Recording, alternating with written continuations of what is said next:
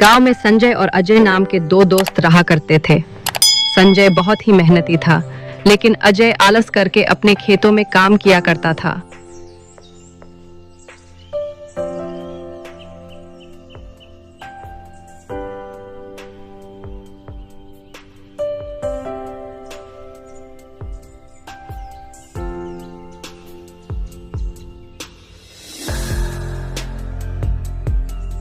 अरे वाह संजय, मैंने सुना है इस साल तुम्हारी बहुत ही अच्छी फसल हुई है। हाँ काका, इस बार मेरी बहुत अच्छी फसल हुई है। फसल बेचने पर मुझे बहुत अच्छा मुनाफा होगा। बेटा तुम्हारे खेत में कुल कितनी बोरी फसल हुई है? काका 5 एकड़ जमीन पर कुल 200 बोरी हुई है। ठीक है काका, चलो अब मैं चलता हूँ, मुझे आज अनाज को बेचने के लिए जाना है। ऐसा कहकर संजय वहाँ से चला जाता है। तभी थोड़ी देर बाद अजय भी वहाँ से अपने खेतों की ओर जा रहा था।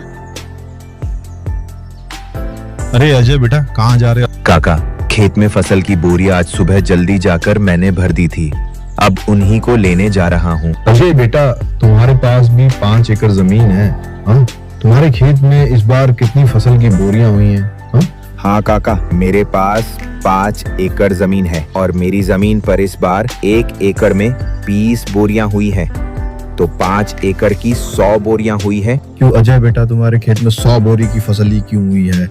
तुम्हें पता है तुम्हारा दोस्त जो संजय है, उसके पास भी 5 एकड़ जमीन है, उसकी जमीन पर 200 बोरियों का अनाज हुआ है, जबकि जहाँ तुम दोनों के खेत है उधर के इलाके की जमीन तो एक जैसी। क्या कहा?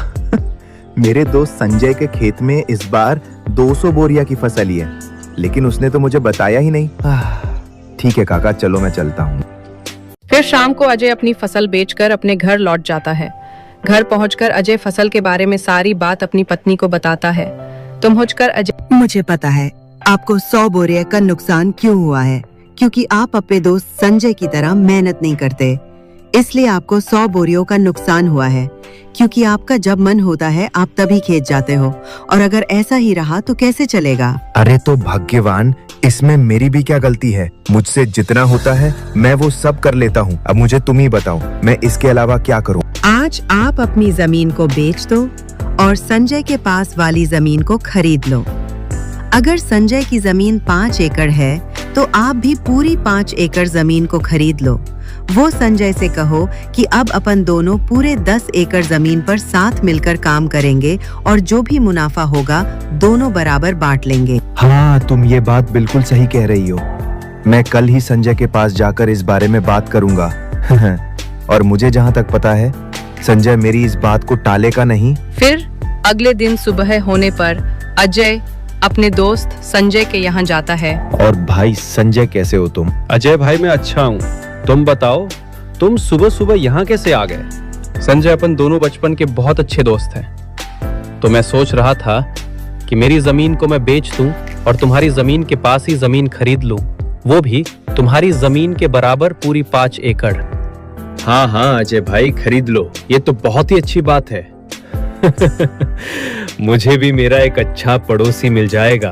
लेकिन संजय, अगर तुम्हें ऐतराज ना हो तो अपन दोनों मिलकर तुम्हारी और मेरी जमीन पर खेती करें, क्योंकि दोनों अलग अलग मेहनत करने से अच्छा है दोनों एक जगह ही मेहनत करें। इससे अपन दोनों को अच्छा मुनाफा भी होगा। हाँ हाँ महेश भाई, मुझे इस बात से कोई ऐतराज नहीं है। चलो अपन सेठ धनपत राय के यहाँ चलकर जमीन को खरीदने और बेचने की बात करते हैं, क्योंकि मेरे खेत के पास की जमीन सेठ धनपत राय की है। फिर दोनों सेठ धनपत राय के पास चले जाते हैं। सेठ जी, संजय के पास वाली जो जमीन आपकी है, मुझे उस जमीन को खरीदना है। तो खरीद लो, हमने कब मना किया, लेकिन जमीन खरीदने के लिए पैसे लेके आए हो। दरअसल सेठ जी, बात ऐसी है कि मैं अपनी 5 एकड़ जमीन बेचना चाहता हूँ और संजय के पास वाली 5 एकड़ जमीन खरीदना चाहता हूँ। तो खरीद लो, मुझे कोई दिक्कत नहीं है, लेकिन मेरी जमीन के बदले मुझे तुम्हारी जमीन और मुझे 2000 चाहिए। सेठ, लेकिन सेठ जी, मेरी जमीन भी तो 5 एकड़ की है और आपकी जमीन भी तो 5 एकड़ की है, तो फिर आप मुझसे 2000 और क्यों मांग रहे हो? देखो भाई, अगर जमीन की समय के हिसाब से कीमत होती है, अगर तुम्हें लेनी है तो 2000 दे दो, वरना कोई बात नहीं। ठीक है सेठ जी, चलो आप 2000 और ले लेना, लेकिन आपकी वो जमीन मुझे दे दो। फिर अजय सेठ धनपत राय से उसकी जमीन खरीद लेता है। फिर ऐसे ही कुछ दिन बीतने के बाद सुनो भाई अजय, हमें कल से खेतों में हल चलाना होगा, इसलिए कल सुबह तुम तैयार है ना खेत जाने के लिए? अरे यार, हल चलाने में तो बहुत मेहनत लगती है। हल के साथ साथ पूरे खेत में चलना पड़ता है। मुझे इस काम से बचने के लिए कोई ना कोई बहाना तो बनाना ही पड़ेगा। अरे सुनो भाई, संजय, आज मेरी पत्नी के पिताजी का देहांत हो गया है और मुझे 15 दिन के लिए उनके वहां जाना पड़ेगा, और अगर मैं वहां नहीं गया तो अच्छा नहीं लगेगा। हाँ अजय भाई, ये बात तो सही है। वो तुम्हारे पिता समान है, तो तुम वहाँ चले जाना। तुम्हारे हिस्से का काम भी मैं ही कर लूंगा, तुम बेफिक्र होकर चले जाओ। मुझे तो ऐसा लग रहा था कि तुम इस बात के लिए बिल्कुल नहीं मानोगे। तुम सच में मेरे बहुत अच्छे दोस्त हो। मैं 15 दिन बाद वापस आकर तुम्हारे साथ खेत में बहुत मेहनत करूंगा। फिर थोड़ी देर बाद अजय अपनी पत्नी के साथ उसके ससुराल चला जाता और इस बात से संजय बहुत परेशान हो जाता है। सुनो जी, आप इतने परेशान क्यों नजर आ रहे हो? क्या हुआ? क्या बात है? अरे कुछ नहीं, अजय अपनी पत्नी के साथ उसके माई गया है और खेत में बहुत काम पड़ा है। अरे तो परेशान मत होए, वो जब तक नहीं आते मैं आपके साथ खेत में काम करवा दूंगी। फिर अगले ही दिन से संजय अपनी पत्नी रीना के साथ मिलकर खेत में हल चलाने का काम शुरू कर देता है।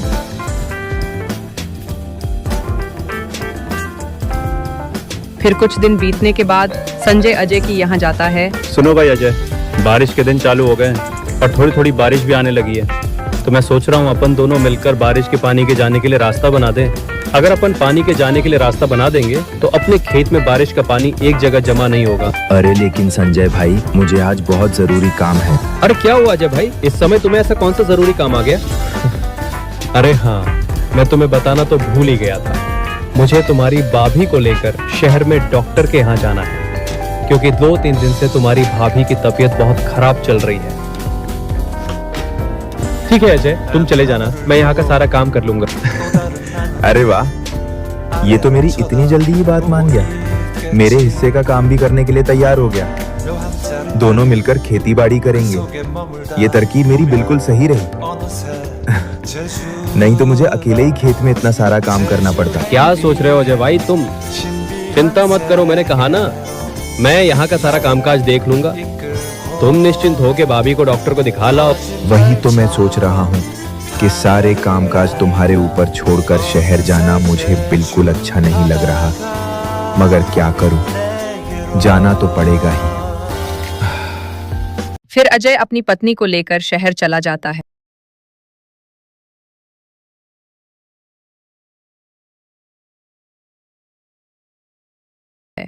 वो दूसरी ओर संजय बारिश में भीगता हुआ अपने खेत में बारिश के पानी को जाने के लिए रास्ता बनाने लगता है।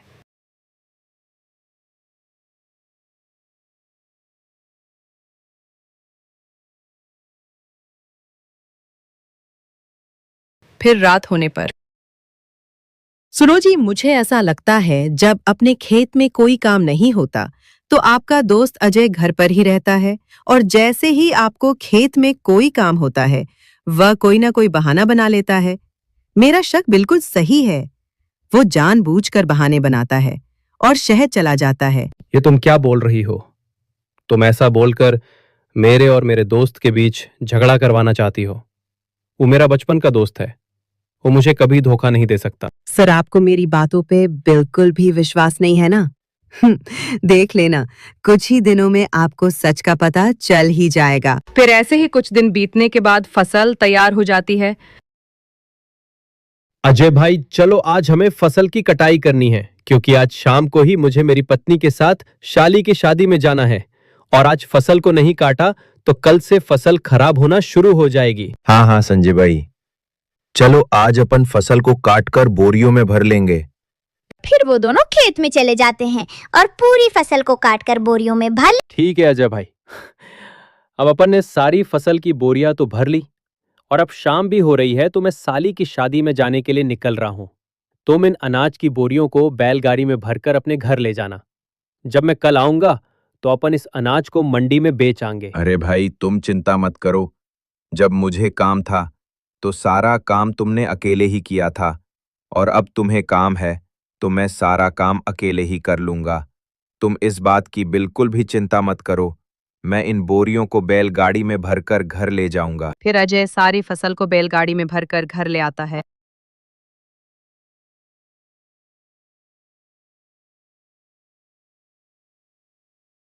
सारी फसल को यहाँ क्यों लेकर आए हो? मंडी में बेचकर क्यों नहीं आए? वो क्या है ना, संजय उसकी साली की शादी में गया है और वो कल सुबह तक लौटेगा।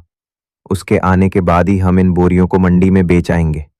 चलो ये तो अच्छा है कि सारी बोरियां आप यहाँ लेकर आए हो। मेरे पास एक तरकीब है।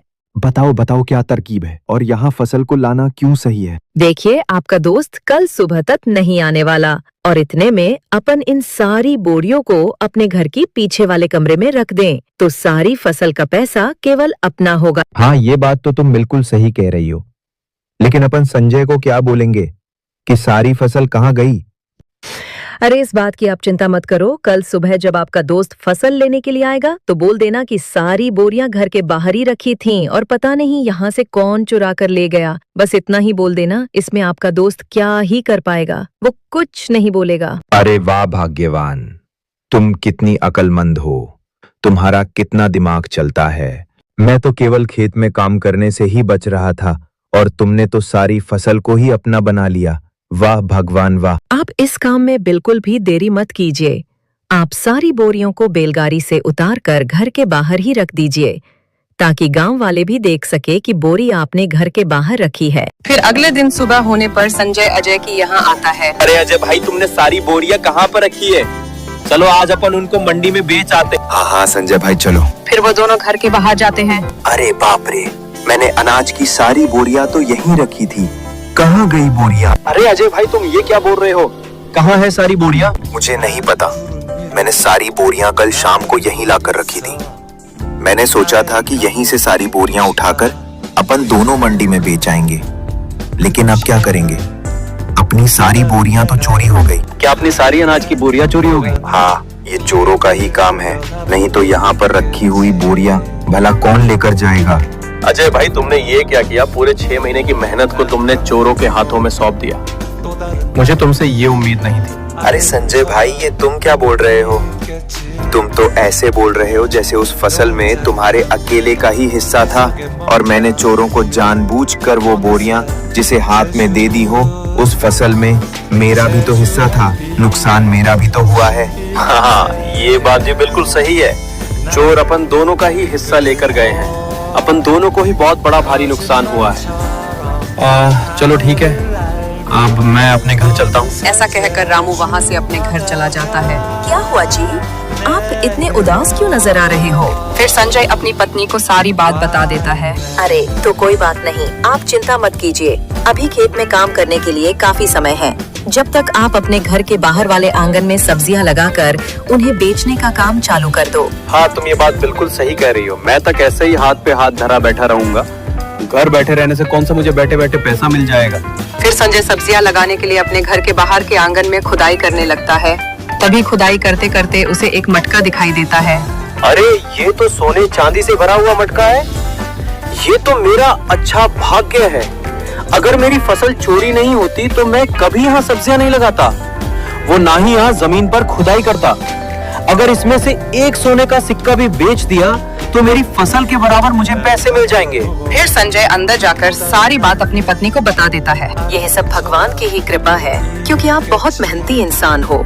मेहनत का फल हमेशा मिलता ही मिलता है। और उधर दूसरी ओर। और सुनो जी, आज रात को अपन इस फसल को मेरे भाई के यहाँ ले जाएंगे और रात में वहीं रुक जाएंगे। फिर कल सुबह इस फसल को शहर में ही बेच देंगे। हाँ हाँ, तुम बिल्कुल सही कह रही हो, अपन ऐसा ही करेंगे। फिर रात होने पर अजय और उसकी पत्नी दोनों उस कमरे में जाते हैं तो देखते हैं उनकी सारी फसल की बोरियां खराब हो चुकी हैं। ये क्या हो गया? अपन ने इनको यहाँ छुपाने से पहले ये तो सोचा ही नहीं कि अगर फसल को थोड़ी भी हवा नहीं मिलेगी तो सारी फसल खराब हो जाएगी। ये सब तुम्हारी वजह से हुआ है। जो अपन को अपने हिस्से में मिलने वाला था, अब तो वो भी नहीं मिलेगा, चला गया। अब अपने हाथ से सब कुछ चला गया। अब क्या करेंगे अपन दोनों?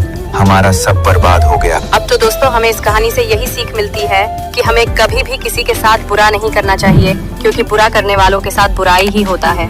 और संजय बहुत ही मेहनती आदमी था, तो उसे उसकी मेहनत का फल मिल ही गया। Thanks for watching.